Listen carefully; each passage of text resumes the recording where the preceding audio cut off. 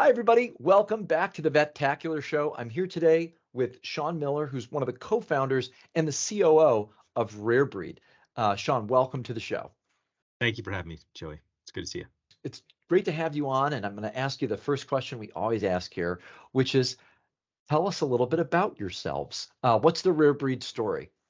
Yeah. So we're very fortunate. Dan Espinal and I co-founded Rarebreed, and we acquired our first hospital in 2019. We've had quite an interesting journey so far, where we really set out to be the employer of choice, which is what a lot of people say, of course. But we really we back it up. We think with just being good people. We start with that. We think there's just a tremendous amount of goodwill already in the space. There's a lot of problems to go solve together, and we're trying to build a community versus a consolidator that actually helps each other achieve what we all want, which is ultimately a great place to work, better medical care for our neighbors and their patients. At the same time, we're trying to build this reinforced kind of a model where when the hospital wins, you win. So try to keep it as simple as possible. But our vision statement is to reimagine the veterinary experience, and that's for all stakeholders. And so there's more than a handful of things to go solve for to achieve that kind of lofty vision. But I think we're well on our way, and 3.5 years in, around 125 practices. We're predominantly in the Northeast. We think one of the highest DVM and staff retention rates in the industry, which that's our foundation. That's what we're striving for. And then if we can, maintain that, then we can, we earn the right to do other fun and interesting things. But ultimately, we're extremely happy that what we're doing so well at this stage, as defined by our team. Before we get into the retention piece, which is very interesting, because that's not something we've heard from other consolidators. That's probably the number one challenge I think a lot of groups are facing. I want to rewind a little bit further, because you and Dan were colleagues at IDEXX, and full disclosure, I worked for IDEXX for over a decade. And I knew Dan there, I won't say really well, but I definitely knew Dan there. I think you and I probably passed each other in the hallway a few times. Oh yeah. So what's the why behind this? Did you and Dan get sushi on Sushi Tuesday once, and you were sitting in the cafeteria and saying, you know what, dude, I think we could put a group together, how did this happen? Why did you guys decide this was the right solution for you personally and for the industry? Great question. So Dan and I, we're very entrepreneurial, and we like to ask a lot of why questions. So we were exposed to quite a bit at IDEXX, and that was our introduction to veterinary health and animal health in general. And we were tasked with solving a lot of problems in terms of we were the corporate development strategy team at IDEXX, so we were able to have a really unique lens on the overall market, based on what IDEXX was trying to solve for. So we would be the ones to acquire companies around the world for them, and also license technology in and out, and really set the table when asked to go learn about new topics, and then work with subject matter experts to bring capability in-house, to really help transform and move the whole industry forward. So just by nature, we're both very, well, geez, why not? Why can't we do that when we see a problem? And so one of the many problems we saw was actually, we learned, what some of the biggest challenges were in the industry around consolidation as it continued to gain momentum. And we made some connections outside of IDEXX, and ultimately we just decided it was really worth taking a shot at it to try to go off and raise money and see if we can't create something that was really differentiated, that people really wanted to strive to work in these kinds of environments. And we're very humbled by the fact that we didn't really know what we didn't know back then. There's that big bucket that we all have, like we think we know what we know, and what we know we don't know. But that other bucket, and the it turns unknown out unknowns. 3.5 years later, we've been just really fortunate to attract a lot of talent from around the space who have seen it somewhere else in a lot of ways. And so we have a very collaborative culture, and everything for us comes back to culture and teams, and ensuring that whether you're at Rarebreed at the headquarters, or you're in one of our hospitals, that there's a healthy culture that allows for personal professional growth, collaboration. We really focus on making sure that we have teams and leaders locally who just get it, who can help, number one, maintain a great culture, and then from there we can all grow. But Dan and I, we really, we respect all the people that we've met in these other consolidators, and a lot of those relationships were forged back when we were at IDEX, and some new ones, of course, the last couple of years. And for us, it's not about necessarily the leadership, it's about the models in play. So our model is a little bit different, we think. And I think that we're hoping that, that future models that do, or I would say brands that do appear, that they actually follow a similar kind of path where you can prove that you can actually have a great place to work, that people really want to, it resonates and they want to be there, and you can have a very healthy, growing, thriving business.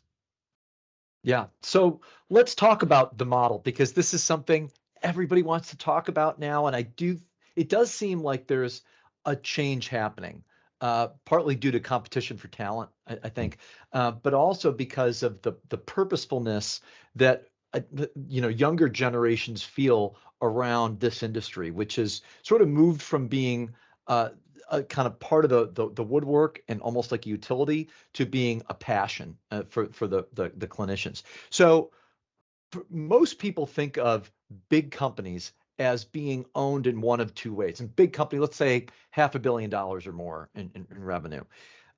Either they're privately held, which means a bunch of rich guys in a cigar smoke filled room somewhere own it, or they're publicly traded, in which case anybody who wants to can go buy shares on an open exchange as long as they have the money to do that.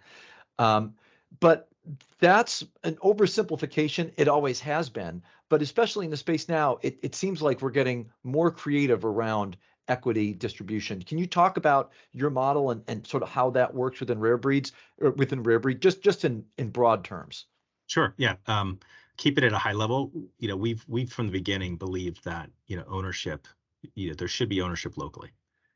And so, we're from the very first, partner hospital we brought on, and we largely have a partner JV type model, is we want to make sure someone is behaving and then getting rewarded for being, the owner locally, right? And so turning the lights off at night, making sure that they're actually they are leading the right way, and continuing to think about themselves, alongside, of course, their local team, but also partnering with us, because our job is to be complementary. It's not to come in and be command and control and tell them what they have to do.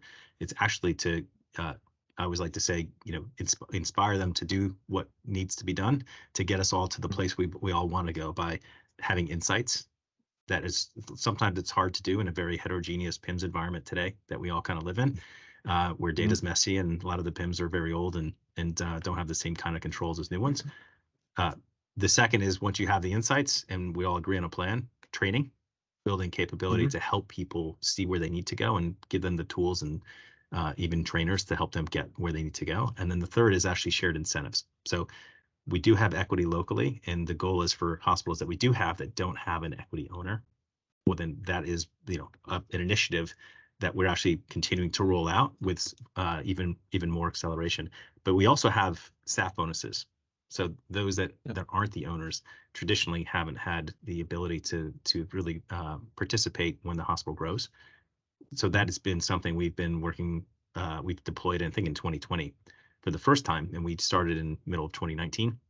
And we really believe that it's fundamental that everyone gets to participate. If they are inspired to do what the team decides to do, well, then they all get to join it. And our dream, and I know Dan shares in this, is that people who are staff members in hospitals typically don't make a lot of money relative to other professions. And there's a lot of someone a lot smarter than me who's been in the space longer once told me that I've never seen a retired vet tech.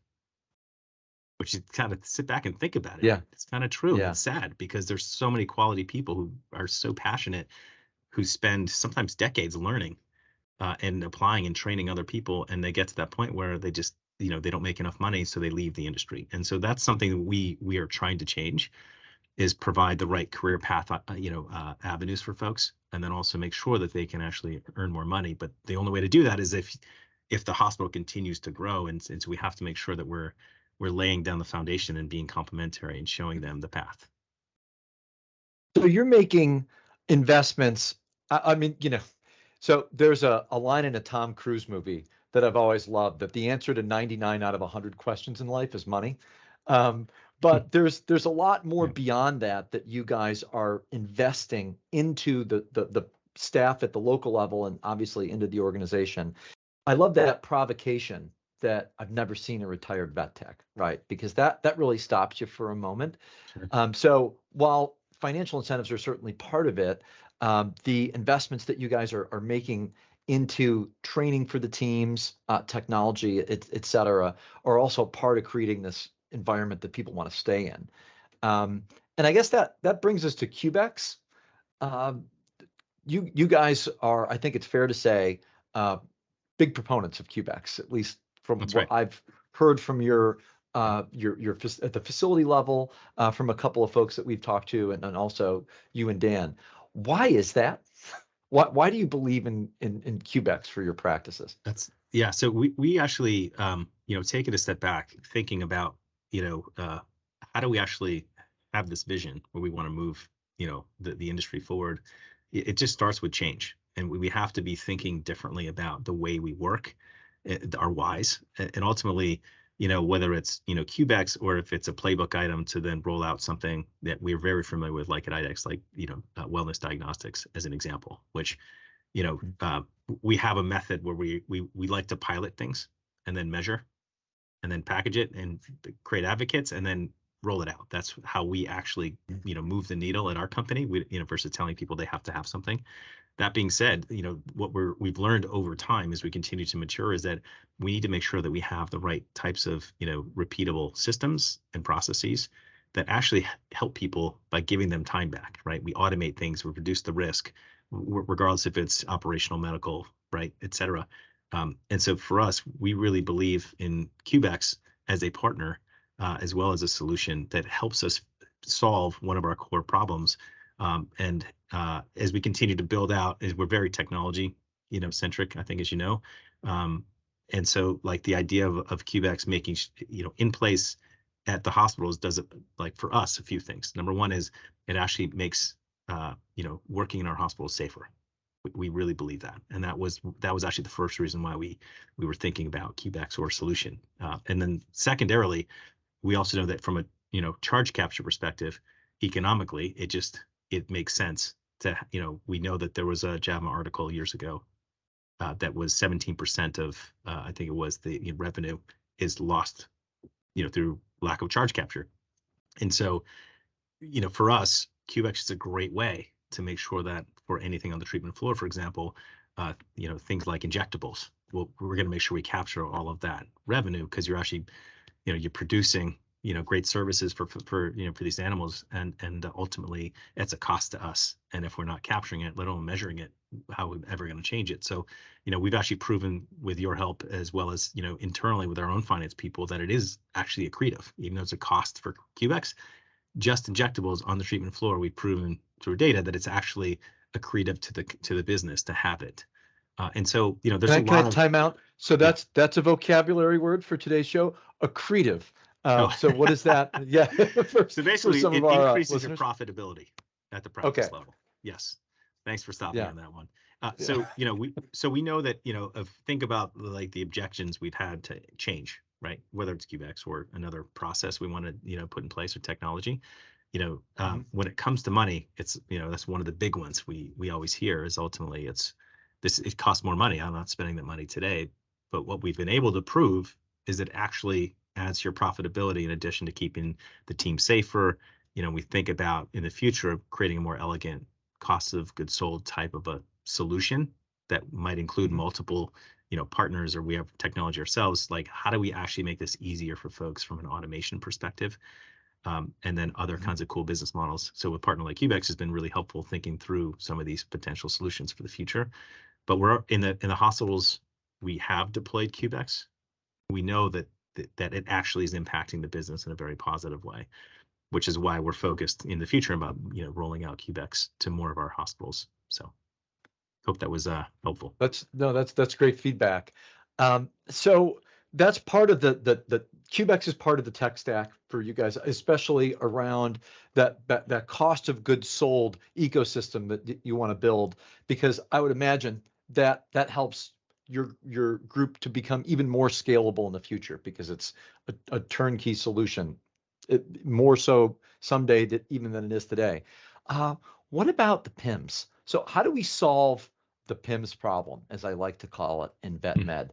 And we're not going to solve it on this call, on this show, but there are so many groups that are struggling with the Frankenstein PIMS problem. And it doesn't seem like there are easy solutions.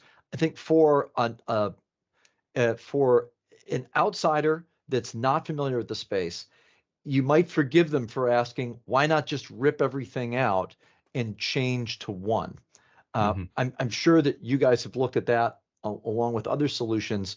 Where are you at on that journey, and what are your thoughts around what vendors can do, software companies specifically, to meet this challenge that groups are having? So, to answer this question, I go back to part of our why is to create a great, exceptional work experience where people want to be. And, we have to step into the shoes of people who are working in hospitals, and then they find out that they got acquired and had no control over it. And so already it's scary, but ultimately, that immediately goes to change. Something's going to change. What's going to change? Right. And so our model from the beginning has been to optimize for retention and then employee satisfaction. And so from the very beginning of our company, what we wound up doing was building a proprietary capability to be able to, regardless of PIMS, be able to ingest the data, to map it, and then be able to harmonize it and use it for centralized reporting that we can now measure each hospital regardless of PIMS and regardless of code sets that are in play, et cetera, so that we can actually have a profit and loss statement and other kinds of operational and financial reporting that help us see what's happening, but more importantly, help the practice manager, the medical director or partner understand their business better than they could have before based on the reporting coming out of any of the PIMS. So, for us, we knew that was a big challenge to make sure that we're optimizing for retention. And the easy thing to do is actually just to come in and we're going to switch the PIMS out, which is not easy. It's super hard. Change management around that central system that's used for all the workflows every day. It's hard. And so I get why people don't. So you don't make friends if that's the first move, right? You got it. And so to your second question though, in the future, we're going to have to change. As an industry, the systems that are the dominant systems market share wise in the space have been around for a while, right? And they're good systems, but we need more modern tools in place, right? That were actually purpose built for better workflow and those kinds of things. So integrations and all the things that I like to say it's kind of like in our own personal lives. We all have some sort of iPhone or advanced Samsung or something. And so that experience has evolved over the last 15 years since cell phones really came out with the iPhone kind of thing in a big way, the modern version, to be so easy that our kids who are under 5 years old can take our iPad or iPhone and just know what to do. That is not what our experience is in the vet med. So we've got to evolve because that's what these newer generations, that's what they expect when they leave their place of work. That's their life. And so ultimately bringing that experience into vet med is going to be paramount for all of us because we also know at the same time, today we have a DVM shortage, right? We have a vet tech shortage for sure. And in the future, our goal as a whole industry should be to try to maximize the appeal for bringing folks into the space, whether it be it's what you expect from a technology or just experience perspective. At the same time, you're going to be able to earn as much money as you could have from not being in the space, from choosing a different career path. Right. So there are all of these things we've got to go solve for, including, I think, becoming a bit more modern around, just the way that we think of ourselves as an industry and how we work together, and that we're one, really global community. And so, like for us, we're very focused on DEI. We're focused on harmonizing all of the cultures we do have, and making sure that we're creating think about each successive generation is just different, right? And we all know that. But the reality is, when you're actually in these hospitals and you see these various generations together, like it's really important to make sure that we're actually building the right kind of construct for everybody. And it's not in there are a lot of different components to how we do that and create the culture that really works for everybody. Yeah, no, that's such good advice. It's a little like Thanksgiving dinner at grandma's, right? I mean, you watch that mix happening, and I guess that's part of the human tradition. So, first of all, I'd like to thank you for coming on today. Sort of one last question, since you guys are the league leaders in retention, um, what advice do you have for your competitors here? And I look at, I should preface that by saying I look at retention two ways. Number one is how do we keep the staff we have at our practice from going to another practice? The other, I think, more important lens to look at retention through is what you've just hit upon here, which is how do I keep our technicians in the field? How do we keep our DVMs from burning out and switching to some other career? Right. So I think through that lens, you probably agree that you might want to help your competition because we're all in this together.